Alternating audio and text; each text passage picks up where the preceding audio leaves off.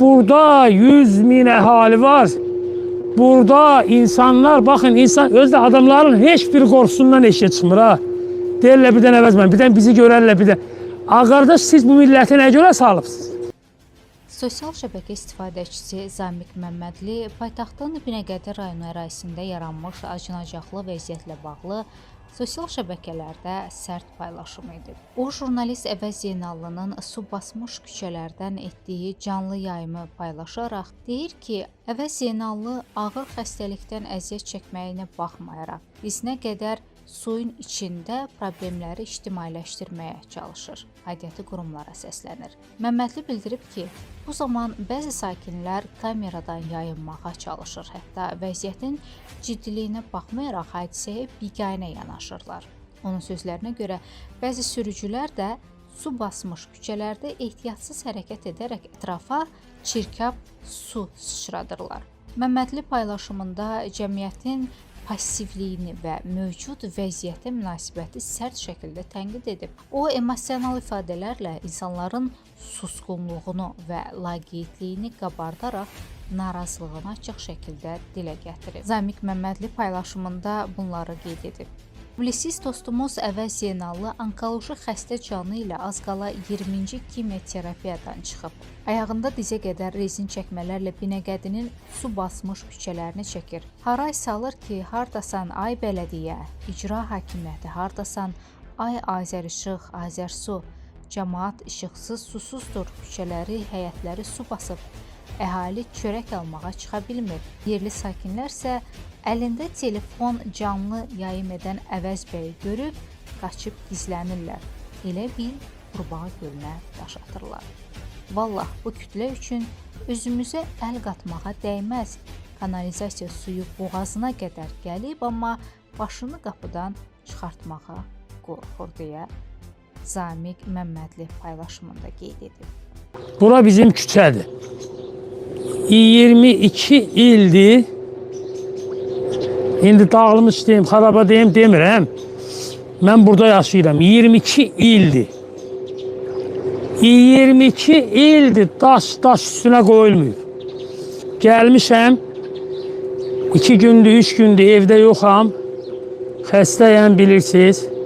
Qıraqda qalıram, bacımgildə qalıram. Bugün 86 yaşında qaynatam evdə köməksizdir. 24 saatdir işıq yoxdur. Bütün yollar baxın. Yolda yerimək mümkün deyil. Qonşuya getmək mümkün deyil. Potu almışam, bax potu. Qonşudan sağ olsun. Bir potu alıblar. İndi verəcəm. Məlahət xanım qıraqda durur. Bəri gələ bilmir. Addım atmaq mümkün deyil. Deməli 21-ci əsrdə 1 trilyon pul gələn ölkədə baxın 22 ildir addım atılmayıb ha kişi. 22 ildir addım atılmayıb. Baxın, evlərin həyətinə baxın. Hamısı, bax, bütün evlər, bax, ümumiyyətlə eşiyə çıxmaq mümkün deyil. İndicə bir dənə maşın gəldi. Maşın da burada yolda dayandı. Hiç mən də bilmirəm nə qədər gedəcəm. Bu ayağımda potu var, rezin sapok. Amma o da indi bir yerə qədərdir da. Gedə gedir. Baxın, yollara baxın. 2 gündür yağış yağıb. Bu təbii fəlakət deyil, bir şey deyil, yağışdır. Və bu 1 il olsa, 1 gün olsa, 5 gün olsa, mən deyərəm ki 5 gündür, tamamdır. 22 ildir bura belədir, bu xaraba. 22 ildir. Nə kanalizasiya çəkilməyib, nə suyu yox. O biri, bu biri küçələrdə 1-2 dənə zəngin adam var. Deyir, Binəqədi icra hakimiyyətindən, nə bilim, bələdiyyə Fövqəladə Hallar Nazirliyi tökülüb həmin o icra hakimiyyətinin o vəzifəli adamların yerləşdiyi küçələri təmizləyirlər. Burada da həyat əlaməti yox. Baxın, evlərin küçələrinə baxın. Binəqədi bələdiyyəsinə zəng eləyirəm. Məhəmməd Əmin Rəsulzadə, Məhəmməd Əmin Rəsulzadə bələdiyyəsinə.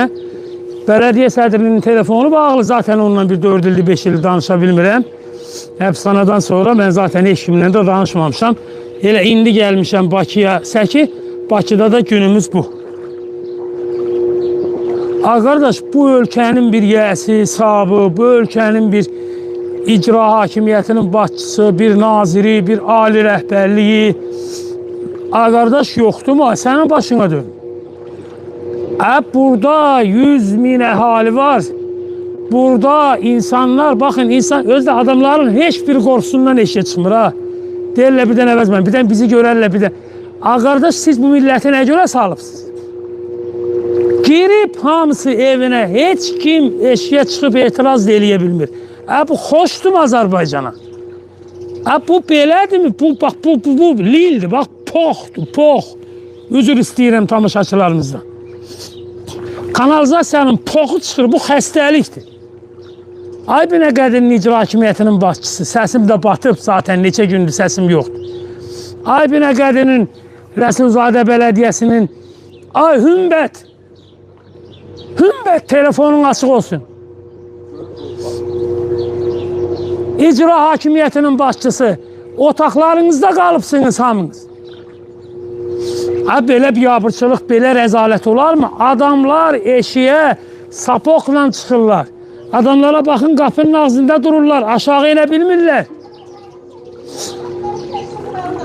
Belə biabırçılıq, belə rüsvayçılıq olarmı?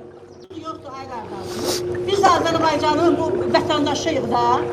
Xəstə adamlarıq, pensiyoner adamlarıyıq. Belə müsibət olar. Vaxtı-vaxtında siz deyən kimi gəlirlər, alırlar, götürürlər pulu. Bəs bu kanalizasiya pulu alırlar. Niyə bu kanalizasiyamız yoxdur? Niyə çəkilmir? Hara gedək, dərdimizi kimə deyək? Adamlar evinə çörək almağa çıxa bilmir.